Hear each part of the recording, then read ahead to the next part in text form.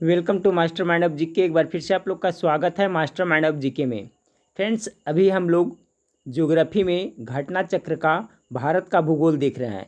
ये आपका पार्ट 3 है। ठीक है फ्रेंड्स, पार्ट 1 और पार्ट 2 इसके पहले अपलोड कर दिए हैं, नहीं देखें तो वहाँ पर जाकर के देख लीजिए। जो घटना चक्र न्यू बुक आया है फ्रेंड्स, उसमें आपका 7 संग्रह दिया हुआ है। सभी प्रश्न जो वन लाइनर है, तो अभी मैं आपका इतिहास में भी करवा रहा हूँ फ्रेंड्स। इतिहास में मध्यकालीन भारत का इतिहास पढ़ा रहा हूँ और इसमें आपका भूगोल में भारत का भूगोल पढ़ा रहा हूँ। ठीक फ्रेंड्स, उससे संबंधित ये पार्ट 3 है, तो पूरा जरूर देखिएगा फ्रेंड्स। बहुत अच्छा अच्छा क्वेश्चन इसमें आपका संग्रह में दिया हुआ है। चैनल पर पहली बार विजिट कर रहे हैं तो चैनल को सब्सक्राइब कर बेल आइकन को दबा दीजिएगा। तो चलिए शुरू करते हैं फ्रेंड्स। आज का पहला पॉइंट, आंध्र प्रदेश के मुख्यमंत्री जगन मोहन रेड्डी ने राज्य की 3 राजधानियाँ प्रस्तावित की है। अमरावती, ठीक है, जिसे विधायी होगा, विशाखापट्टनम कार्यपालिका तथा कुर्नूल न्यायिक होगी। तो जैसा कि आप लोग को पता है फ्रेंड्स कि वर्तमान में आपका आंध्र प्रदेश का राजधानी कहाँ है फ्रेंड्स, तो आपका हैदराबाद है। और तेलंगाना का भी राजधानी आपका कहाँ है, तो हैदराबाद है। तो आंध्र प्रदेश के जो मुख्यमंत्री है जगनमोहन रेड्डी, उन्होंने राज्य की 3 राजधानियाँ प्रस्तावित की है फ्रेंड्स। अभी हम लोगों ने देखा अमरावती, विशाखापट्टनम और कुर्नूल। ठीक है, चलिए अब देखिए फ्रेंड्स, यहाँ पर आपका केंद्र शासित प्रदेश और उसकी राजधानी है। तो देख लें जम्मू कश्मीर की कहाँ है फ्रेंड्स, आपका तो श्रीनगर है। जम्मू शीतकालीन, ठीक है, कह रहा है फ्रेंड्स कि जम्मू कश्मीर की जो राजधानी कहाँ है, तो श्रीनगर है। और जम्मू है जो आपका क्या है, वो शीतकालीन राजधानी है। लद्दाख की जो कहाँ है फ्रेंड्स, तो लेह हो गया। लद्दाख की राजधानी कहाँ हो गया, तो लेह। अंडमान निकोबार द्वीप समूह की राजधानी कहाँ है, तो पोर्ट ब्लेयर है। पुदुचेरी का पुदुचेरी है। दमन और दीव तथा दादर और नगर हवेली की दमन हो गया फ्रेंड्स। ठीक है, उसके बाद में हो गया चंडीगढ़ का कहाँ हो जाएगा, तो चंडीगढ़ हो जाएगा। दिल्ली का नई दिल्ली और लक्षद्वीप का कवारत्ती। अब देखिए फ्रेंड्स, टोटल कितना हो गया आपका, 1 2 3 4 और ये संयुक्त रूप से 5 6 7 8। अब देखिए आपको कॉन्सेप्ट क्लियर हो गया होगा फ्रेंड्स कि अभी वर्तमान में पूछा जाए कि भारत में कितने राज्य हैं, तो भारत में भी 28 राज्य हैं फ्रेंड्स और 8 केंद्र शासित प्रदेश है। ठीक है, याद रखिएगा। क्योंकि फ्रेंड्स आपका देखिए जो आपका दमन और दीव तथा दादर और नगर हवेली दोनों को संयुक्त रूप से एक ही केंद्र शासित प्रदेश में रखा गया है, जिसकी राजधानी कहाँ रखी गई फ्रेंड्स, तो दमन है। ठीक है, याद रखिएगा। तो वर्तमान में 8 केंद्र शासित प्रदेश है, जो आपका यहाँ पर दिया हुआ 8। जम्मू कश्मीर का जो अगर राजधानी पूछे फ्रेंड्स, तो आपको श्रीनगर और शीतकालीन राजधानी आपका जम्मू हो जाएगा। लद्दाख की जो नया केंद्र शासित प्रदेश बना, उसकी राजधानी कहाँ है, तो लेह है। बाकी सब पुराना वाला तो आपको आधे होगा फ्रेंड्स। अंडमान निकोबार द्वीप समूह के पोर्ट ब्लेयर हो गया। पुदुचेरी के पुदुचेरी, दमन और दीव तथा दादर और नगर हवेली की दमन। चंडीगढ़ का चंडीगढ़, दिल्ली का नई दिल्ली और लक्षद्वीप का कवारत्ती। ठीक है, तो याद रखिएगा वर्तमान में 8 केंद्र शासित प्रदेश है फ्रेंड्स। ठीक है, और कितने राज्य हैं, तो टोटल 28 राज्य है, इसको याद रखिएगा। चलिए फ्रेंड्स, अब देखिए राज्य के बारे में जो पॉइंट था जानकारी देख लिए फ्रेंड्स। अब देखिए यहाँ पर आपका वन क्षेत्र एवं पर्यावरण से संबंधित है आपका। तो भारत के वन क्षेत्र एवं पर्यावरण संबंधित प्रश्न को देखते हैं।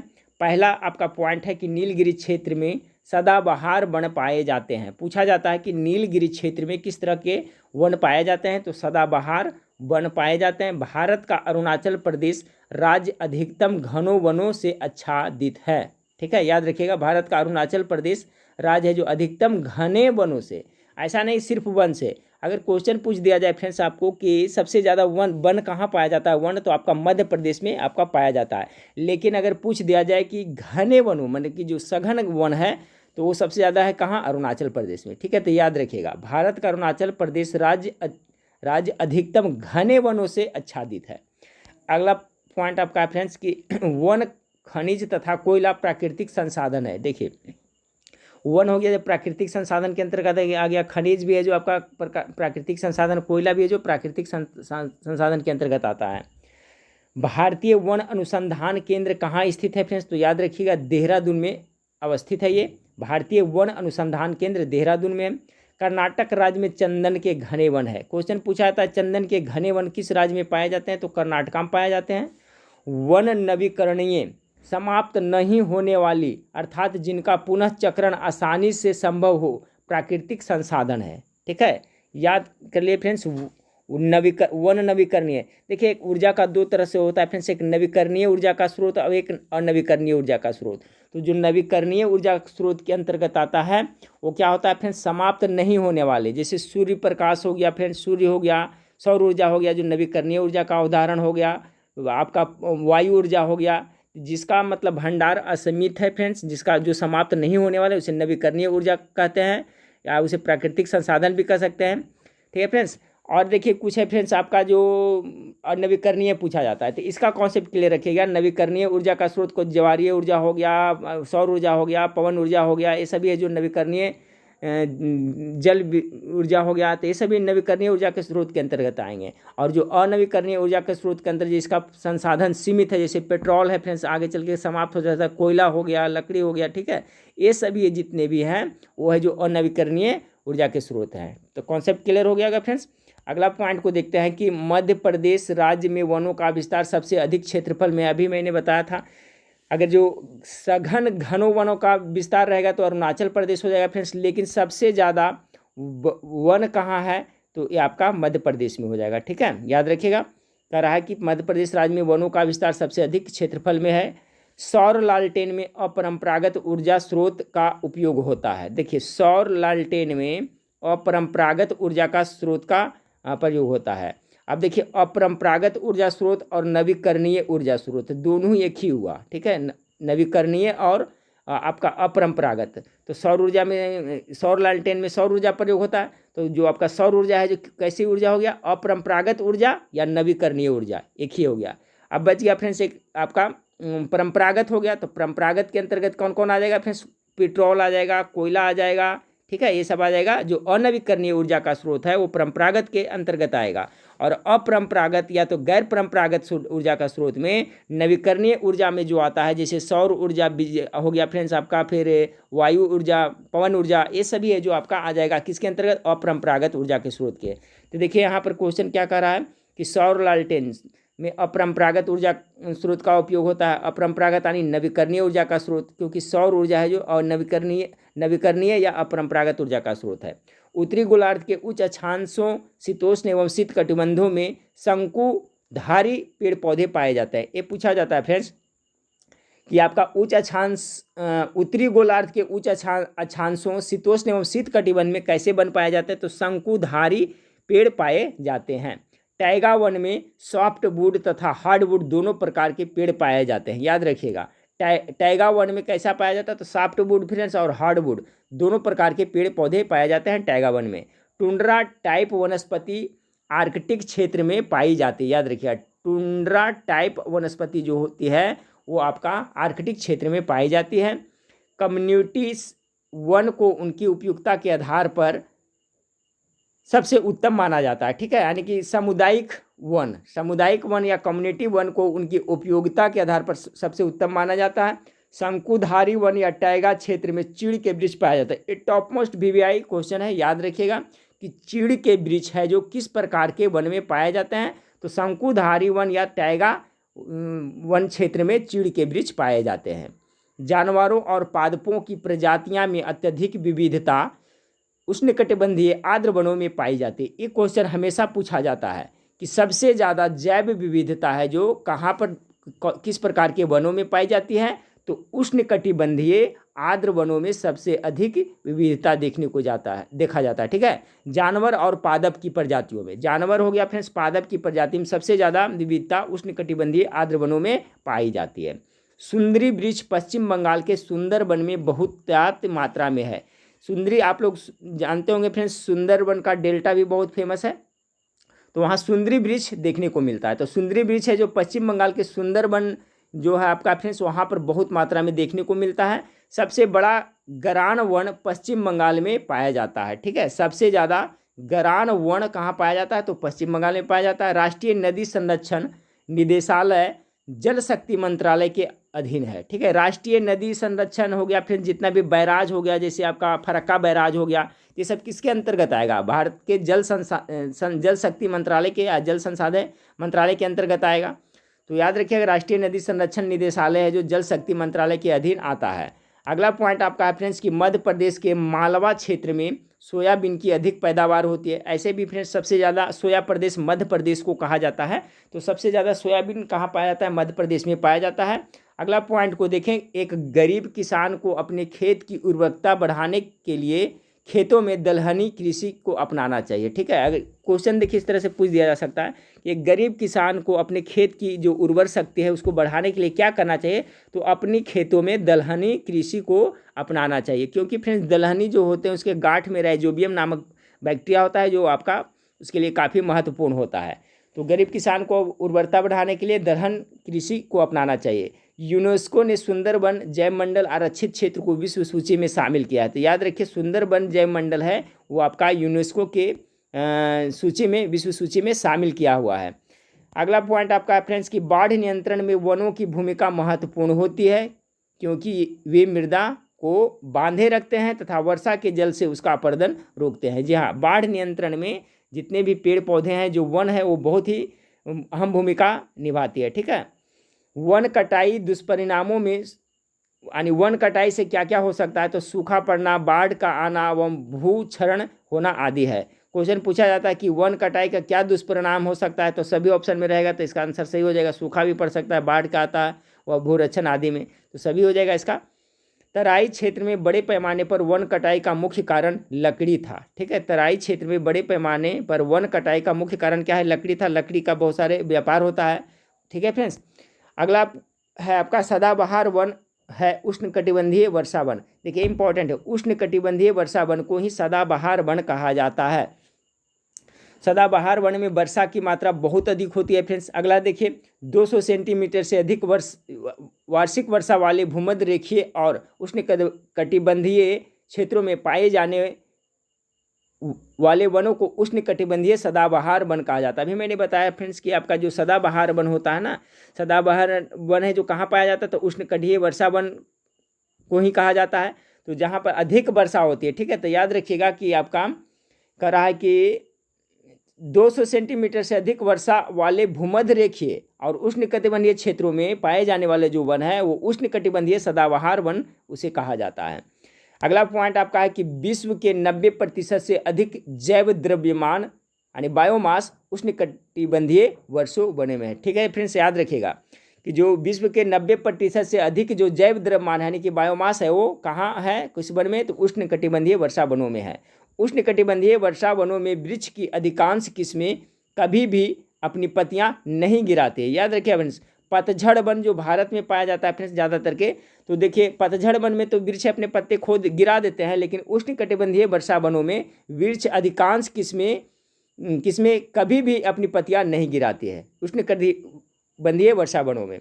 अगला पॉइंट आप देखिए, अगला टॉपिक चेंज है फ्रेंड्स, भूमि सुधार मिट्टियाँ एवं कृषि से संबंधित। देखिए इंपॉर्टेंट वन लाइनर जी के कह रहा है कि अवनालिका भूक्षरण चंबल की घाटियों का निर्माण कारक है। अवनालिका है जो भूक्षरण चंबल की घाटियों का, क्वेश्चन पूछा जा सकता है कि चंबल की घाटियों का निर्माण कारक क्या है, तो चंबल की घाटी का जो निर्माण हुआ उसका जो कारण है फ्रेंड्स, कारक है जो क्या है, तो आपका अवनलिका भूक्षरण। ठीक है, मूंगफली का सबसे बड़ा उत्पादक राज्य कौन सा है, तो गुजरात है। मूंगफली में टिक्का रोग होता है फ्रेंड्स, याद रखिएगा, मैं बार बार रिपीट करता हूं ताकि आप लोग को याद है। टिक्का रोग है जो आपका मूंगफली से संबंधित है और मूंगफली का सबसे बड़ा उत्पादक राज्य गुजरात है। समुद्र तटीय दक्षिण भारत का अन्न भंडार आंध्र प्रदेश में है। देखिए याद रखिएगा, समुद्र तटीय दक्षिण भारत का अन्न भंडार पूछा जाए किस राज्य में है, तो आपका आंध्र प्रदेश में है। गेहूँ का सबसे बड़ा उत्पादक विश्व में देखा जाए तो आपका चाइना है। मूंगफली है जो नगदी फसल के अंतर्गत आता है। जी हाँ, गन्ना हो गया, मूंगफली हो गया, जिसको बेच करके फ्रेंड्स नगद पैसा आता है। ठीक है, यानी कि नगदी फसल, यानी जो फसल का मतलब कि लगाया जाता है किसके लिए, तो पैसे के लिए, नगद पैसे के लिए लगाया था, वो आपका नगदी फसल के अंतर्गत आता है। तो मूंगफली आपका नगदी फसल का उदाहरण है। रेशम का सर्वाधिक उत्पादन कर्नाटक राज्य में होता है। ठीक है, कहाँ होता है, कर्नाटका में होता है सबसे ज़्यादा रेशम। शीतकालीन फसल ऋतु को भारत में रबी नाम से भी जाना जाता है। ठीक है, रबी यानी शीतकालीन फसल ऋतु, रबी फसल दोनों एक ही हुआ फ्रेंड्स। ठीक है, विंटर क्रॉप सीजन के अंतर्गत जो भी फसल होता है उसे रबी फसल के अंतर्गत कहते हैं। रबी फसल में आपका हो गया फ्रेंड्स चना हो गया, सरसों हो गया, गेहूं हो गया, ये सभी आता है। मध्य प्रदेश दलहन का प्रमुख उत्पादक है। ये भी पूछा जाता है कि दलहन के उत्पादन में सबसे अग्रणी राज्य कौन है, तो आपका मध्य प्रदेश है। आंध्र प्रदेश की प्रमुख खाद्यान्न फसल देखा जाए तो क्या फ्रेंड्स, आपका चावल है। ठीक है, आंध्र प्रदेश में का जो सबसे प्रमुख फसल है चावल है। राष्ट्रीय मशरूम या खुम्ब अनुसंधान एवं प्रशिक्षण केंद्र चंबा घाट सोलन हिमाचल प्रदेश में स्थित है। बहुत ज़्यादा इंपॉर्टेंट, याद रखिएगा कि राष्ट्रीय मशरूम या खुम्ब जिसे कहा जाता है अनुसंधान एवं प्रशिक्षण केंद्र कहाँ स्थित है, तो हिमाचल प्रदेश के चंबा घाट में है आपका राष्ट्रीय मशरूम अनुसंधान एवं प्रशिक्षण केंद्र, याद रखिएगा। हिमाचल प्रदेश के कहाँ, तो चंबा घाट सोलन में।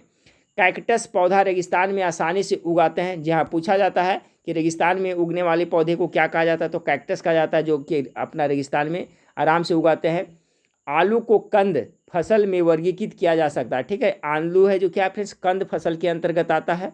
नासिक शहर अंगूरों की पैदावार के लिए प्रसिद्ध है। जी हाँ, नासिक में बहुत ज़्यादा अंगूर पैदा होता है।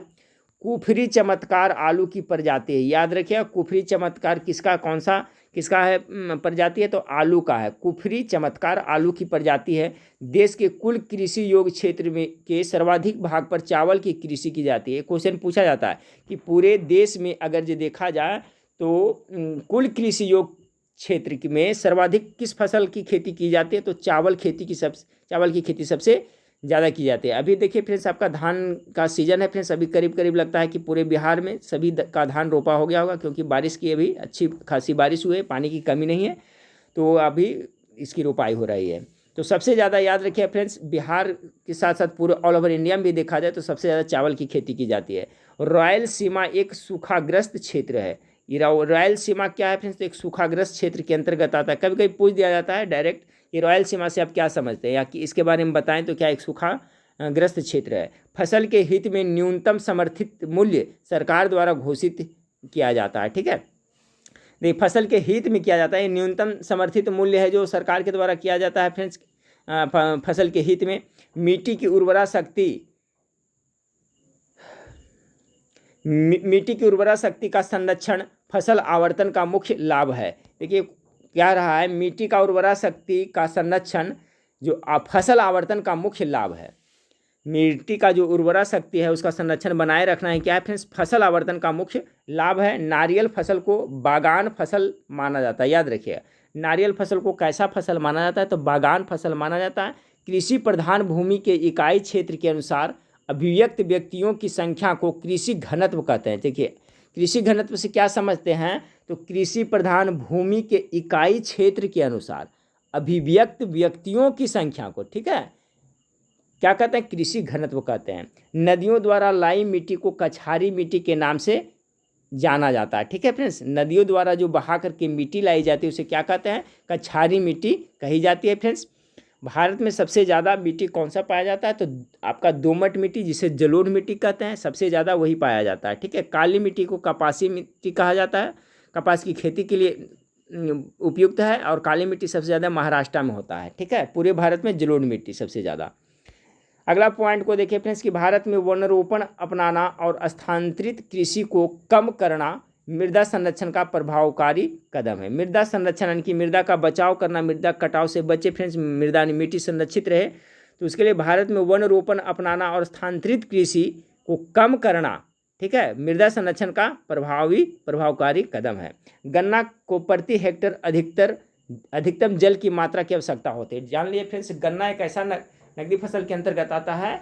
तो गन्ना एक ऐसा फसल है जिसको प्रति हेक्टेयर अगर जो देखा जाए तो अधिकतम जल की आवश्यकता होती है, ठीक है, गन्ने की फसल के। क्योंकि फ्रेंड्स गन्ने में जो जूस होता है, देखिए गन्ने में तो आपका उसको जल आवश्यकता रहता है फ्रेंड्स, तो वही तो आप पूरे गन्ने में जूस भरा होता है।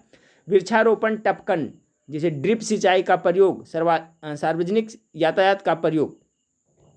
देखिए क्या करा फ्रेंड्स कि वृक्षारोपण टपकन जिसे अंग्रेजी में ड्रिप कहते हैं, तो वृक्षारोपण टपकन सिंचाई का प्रयोग, सार्वजनिक यातायात का प्रयोग प्राकृतिक संसाधन के संरक्षण के लिए उत्तम है, ठीक है। यानी सार्वजनिक यातायात का प्रयोग प्राकृतिक संसाधन के संरक्षण के लिए उत्तम है।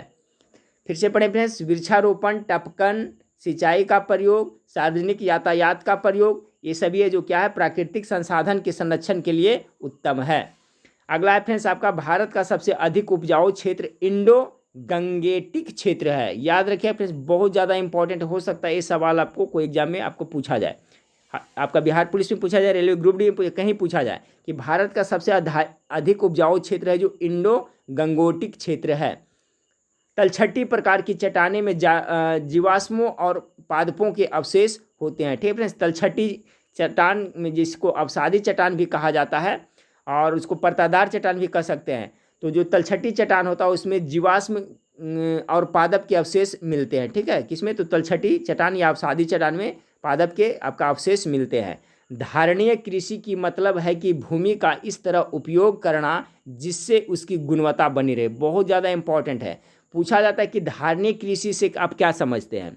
तो हो सकता है फ्रेंड्स आपका पूछ दे क्वेश्चन और आपका ऑप्शन में इस तरह से कुछ बना करके दे दे। तो याद रखिएगा कि जो धारणीय कृषि का मतलब यह होता है कि भूमि का इस तरह उपयोग करें जिससे उसकी गुणवत्ता यानी उर्वरकता शक्ति या उनका क्वालिटी बनी रहे, उसी को हम लोग क्या कहते हैं? धारणीय कृषि। समझ गए होंगे फ्रेंड्स। एंड धारणीय कृषि ऐसा कृषि है जिसमें भूमि का उर्वरा शक्ति बना रहे, ठीक है, उसकी गुणवत्ता बना रहे, उसे हम लोग धारणीय कृषि कहेंगे। मूल चट्टान भू आकृति, मौसम, वनस्पति, प्राणी समूह एवं सूक्ष्म जीव तथा समय मिट्टी के निर्माण में प्रभाव डालने वाले घटक है, ठीक है।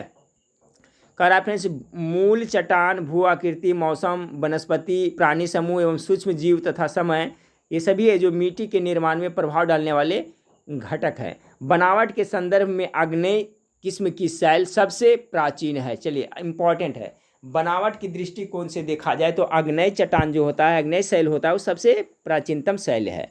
महाराष्ट्र राज्य प्याज का सबसे बड़ा उत्पादक है। फ्रेंड्स याद रखें, सबसे ज़्यादा आपका प्याज का उत्पादन कौन करता है भारत में? तो महाराष्ट्र राज्य सबसे ज़्यादा प्याज का उत्पादन करता है।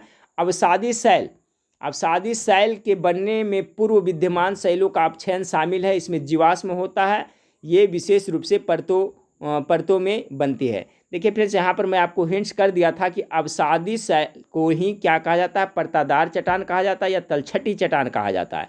तो आप लोग कन्फ्यूज नहीं होइएगा। यहाँ पर देखिए, यहाँ पर दिया हुआ था कि तलछटी प्रकार की चट्टानें, तो तलछटी इसमें जीवाश्म में पाए जाते हैं, यहाँ पर लिखा हुआ है फ्रेंड्स देखिए। और यही चीज़ फिर यहाँ पर दिया है अवसादी चट्टान के बारे में, ठीक है। तो अवसादी चट्टान और तलछटी चट्टान और परतादार चट्टान तीनों है जो एक ही चट्टान है। तो अवसादी शैल के बनने में पूर्व में विद्यमान शैलों का अपक्षयन शामिल है, यानी कि जो पहले वाला शैल है जब टूटता फूटता है, अपक्षयन होता है, तो इसका अवसादी का निर्माण होता है।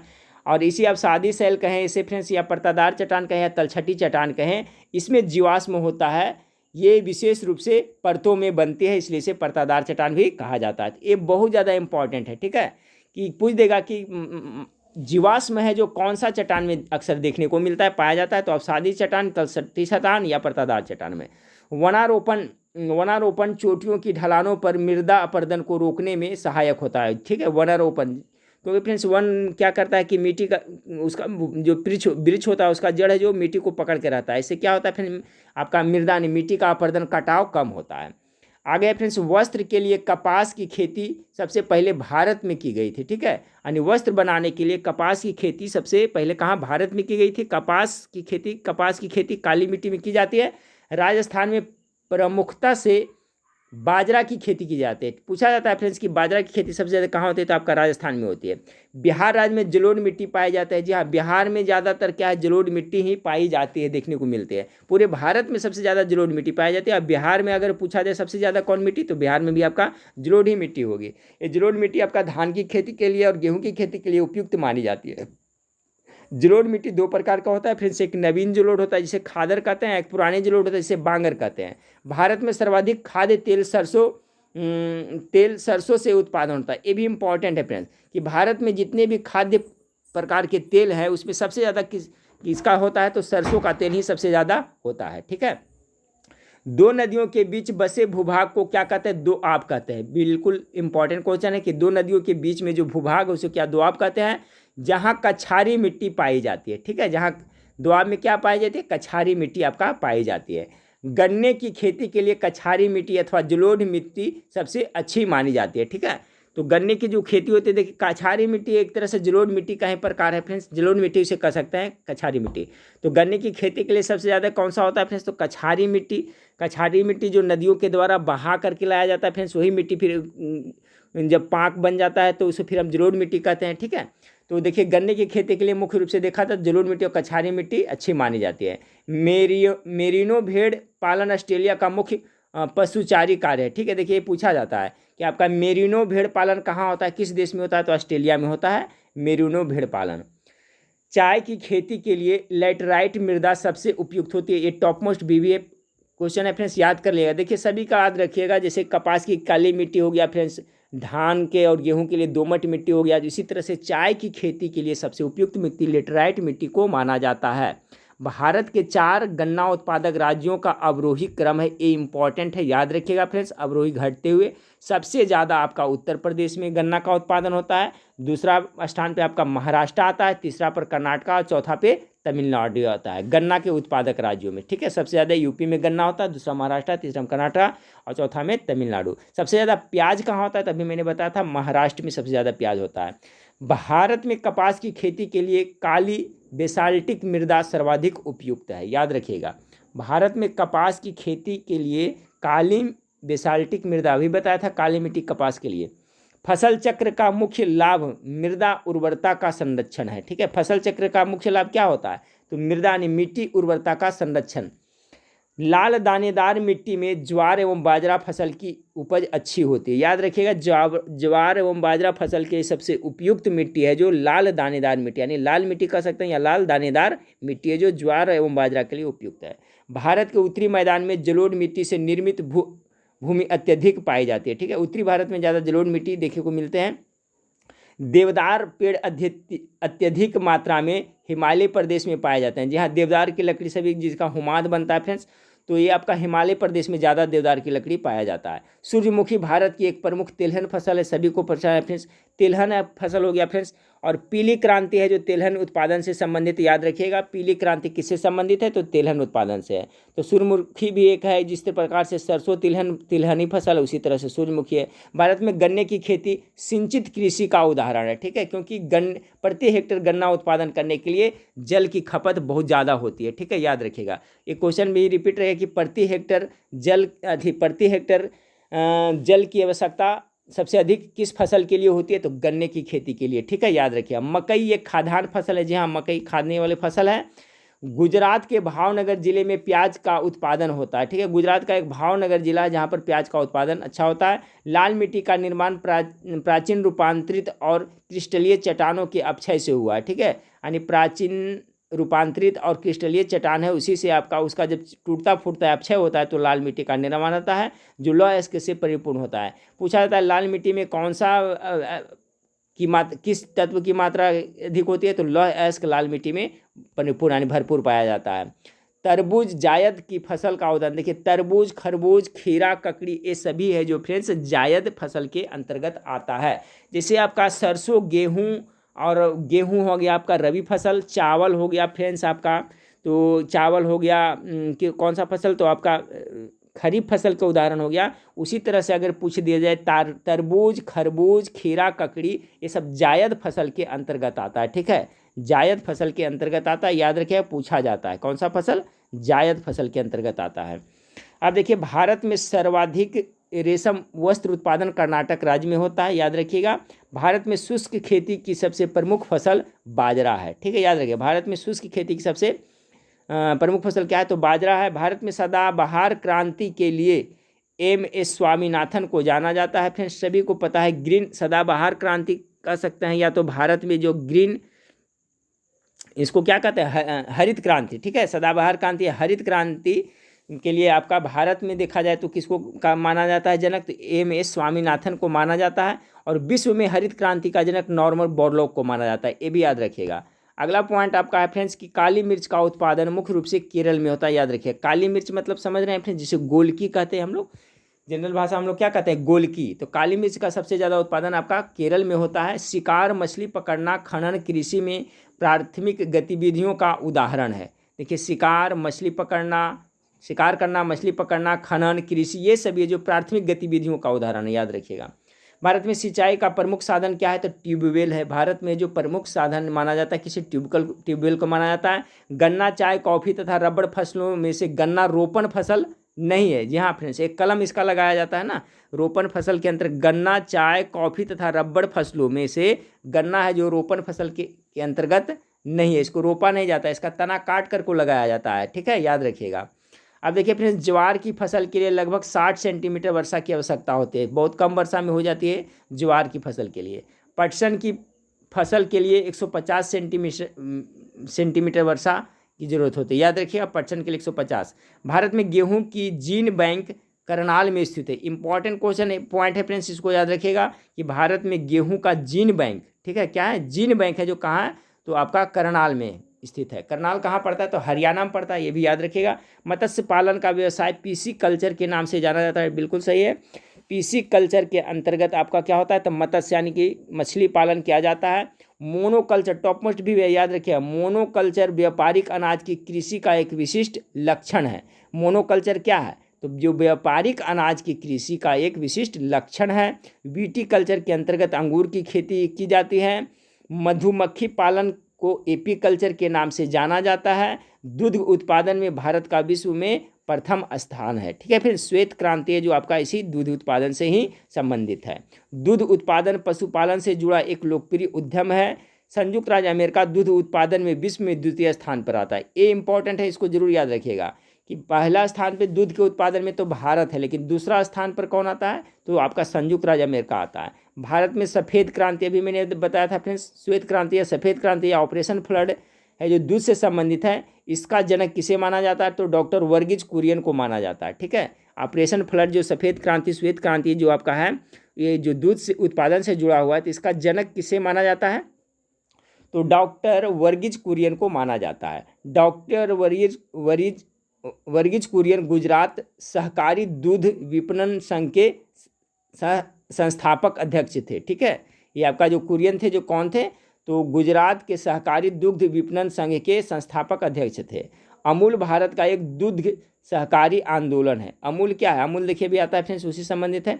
फिर अगला पॉइंट है फ्रेंड्स, अमूल गुजरात सहकारी दूध विपणन संघ लिमिटेड नाम की सहकारी संस्था के प्रबंधन में चलता है। यह गुजरात के आनंद में स्थित है। याद रखिएगा फ्रेंड्स, अमूल के बारे में देखिए, अभी अमूल दूध भी आता है, तो क्या है, अमूल भारत का एक दुग्ध सहकारी आंदोलन है। और अमूल है जो क्या, गुजरात सहकारी दुग्ध विपणन संघ लिमिटेड नाम की सहकारी संस्था के प्रबंधन में ये चलता है, यह आंदोलन, और यह गुजरात के आनंद में स्थित है, तो याद रखिएगा। चलिए अगला पॉइंट को देखते हैं फ्रेंड्स कि नदियों, झीलें, प्रपात और परियोजनाएं, ठीक है। तो देखिए यहाँ पर फ्रेंड्स आपका तुंगभद्रा नदी तथा भीमा कृष्णा नदी की सहायक नदियाँ हैं। याद रखिए, तुंगभद्रा तथा भीमा है जो किसका सहायक नदी है, तो कृष्णा नदी की सहायक नदी है। पूछा जाता है कृष्णा नदी की सहायक नदी कौन कौन है, तो तुंगभद्रा तथा भीमा।